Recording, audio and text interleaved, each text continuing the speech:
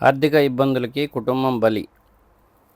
హబ్సిగూడ, సికింద్రాబాద్ హబ్సిగూడ వాళ్ళది వచ్చేసి హబ్సిగూడలో ఈ విషాదం చోటు చేసుకుంది. మహబూబ్నగర్ జిల్లా కల్వకుర్తికి చెందిన కె చంద్రశేఖర్ రెడ్డి 40 సంవత్సరాలు, ఆయన భార్య కవిత 35 సంవత్సరాలు.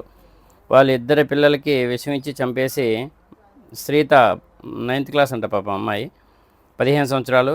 ఈ విశ్వంత్ 10 సంవత్సరాలు, 5వ తరగతి చదువుతున్నాడు.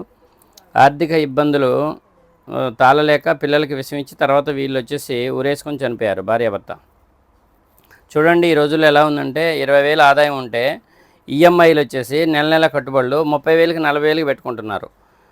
ఉన్న అప్పులు తీరకుండా కొత్త అప్పులు తీసుకొచ్చి మొత్తం ఇలాగ ఈఎంఐల్లో ఇరుక్కుంటున్నారు. కానీ మనిషి ఎలా జీవించాలంటే 20,000 ఆదాయం ఉంటే 10,000 కానీ 15,000 కానీ ఖర్చు చేసుకుని ఒక 5,000 సేవ్ చేసుకుంటేనే బ్రతికే రోజులు ఇవి.